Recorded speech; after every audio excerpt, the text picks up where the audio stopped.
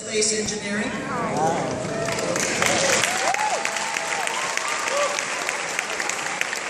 So if someone says that's not rocket science, you'll be able to tell them if it is or if it's not. To date, he's received the following scholarships. Horatio Alder, $7,000, Ben Carson, $2,000, Burger King, $1,000, Embry Riddle, $80,000.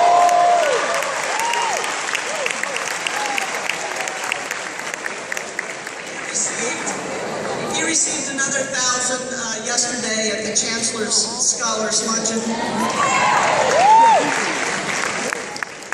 But the big scholarship, not that an $80,000 scholarship is not big, but the big scholarship is the Gates Millennium Scholarship.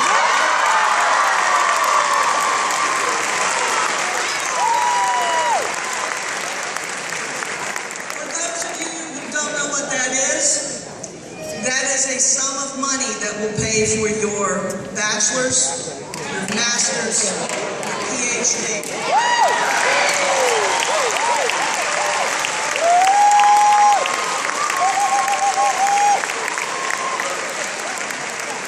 It could be valued at $1 million.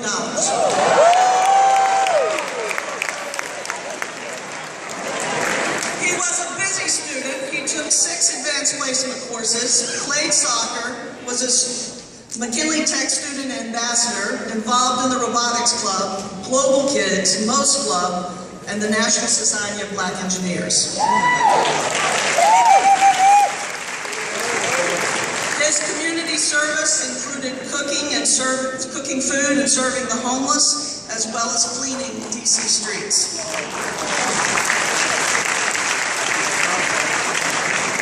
He had 2 internships, one with Urban Alliance and one with the International Finance Corporation of the World Bank. He sees himself after college employed as an aerospace engineer with NASA. He's a humble guy with a big smile. He has much to be happy about. I'm very proud to introduce the valedictorian for the class of 2016, Mr. Achaiah.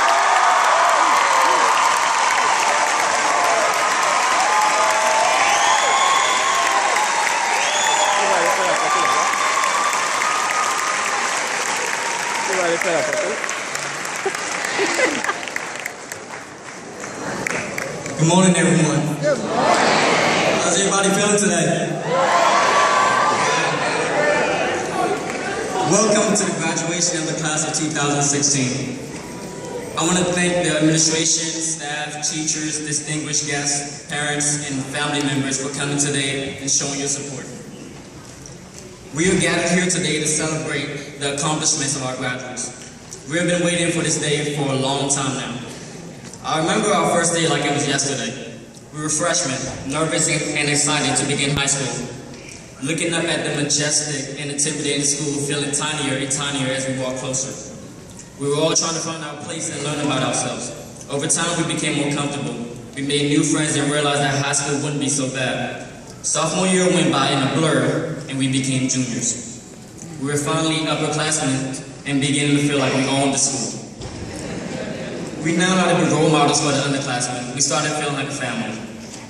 We came together and supported each other on multiple occasions to defend our school pride. We couldn't wait to be seniors. Then senior year came. We realized that it wasn't at all what we thought it would be. The work became a lot more extensive and we had to figure out how to use our time more wisely. We had to apply to colleges and apply to scholarships and do about a million other things. As time went on, we began to continuously see our classmates fall behind, many of them not seated with us today. Although this was saddening, it only reminded us that we have to work hard to get to the next level, because success is not guaranteed despite the belief that it comes easily. I began to learn this at the age of 8. I come from a country in West Africa called Benin. Over there, the government is very corrupt, which leads to a lack of adequate education and a life of poverty. Power outages, great flood, extreme hot temperatures, things that would deter most people. But I would walk to school and gaze at the poverty-stricken houses and step over piles of cow dung and the frantic street vendors selling whatever they could to get by. If you were born in a poor family, then you were most likely going to die poor. My parents realized that there was no real future for me back home, so they wanted me to come to America, a land full of opportunities. I came to the United States at the age of 8 with my little sister, just the two of us against the world. I remember looking back at our mother waving to us with tears streaming down her face as the bus pulled away. Excuse me. It was a very frightening experience to be separated from everything you know and being placed in a new culture. I didn't even know how to speak English. After coming to the United States, I became very determined to get a great education for myself and for all the people who helped me to get where I am today. I went to the library and searched for books and CDs to teach myself English. I held a conversation with everyone I met to try to improve. I was always trying to participate in class, even if I was lost in a lesson. I stayed late in classroom doing everything I could to maintain my grades. I was once just an underprivileged kid from West Africa, but today, I am a Gates Millennium Scholar.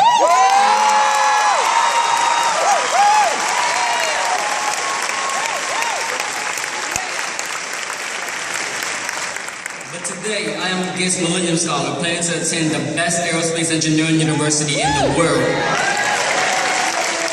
on a full-ride scholarship. Many immigrants like myself would have been quick to give up when faced with adversities in a world where we aren't always accepted or wanted. But it was the tenacity that I built over the years and the constant pressure from my loved ones that made a product out of this. I'm here to tell you that if I can do it, you can too. Oh, yeah. All you need is the drive to get there and hard work. DJ Khaled wisely once said, they don't want you to succeed. I don't know who they are, but I know that we should never let anyone tell us what we can or cannot do.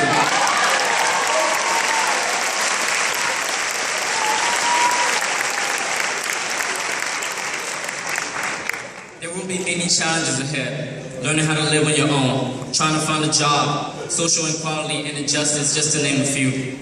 But as we take the next big step in our lives, instead of letting them push you down, turn them into stepping stones to move you to a higher level. Learn from them and grow from them. I cannot wait to find out all the great accomplishments we make in the future. Let us go out there and show the world what tech guys are truly made of. This is only the beginning of our journey to the greater good. I plan on continuing to take advantage of the blessings I receive to go back home and help kids like myself gain access to the same opportunities.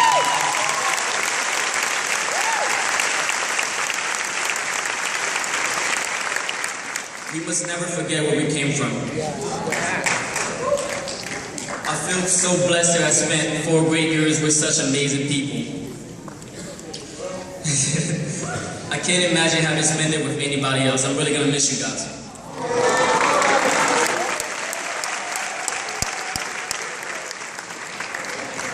Congratulations, class of 2016. We earned it.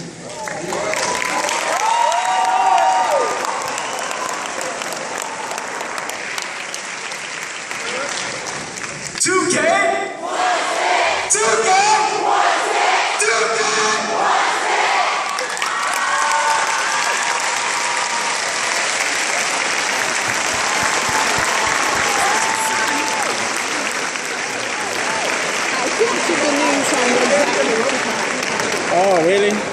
When I heard you speaking French, I wondered which country. Okay. I used to live in Togo. Oh, you used to live in Benin, Cotonou. No, No, but you've been in Benin, right? Cotonou, and I've been to. Good morning, everybody. The name of the city that's on the streets. I just want to With say that? thank you to all of the parents who entrusted me with your lovely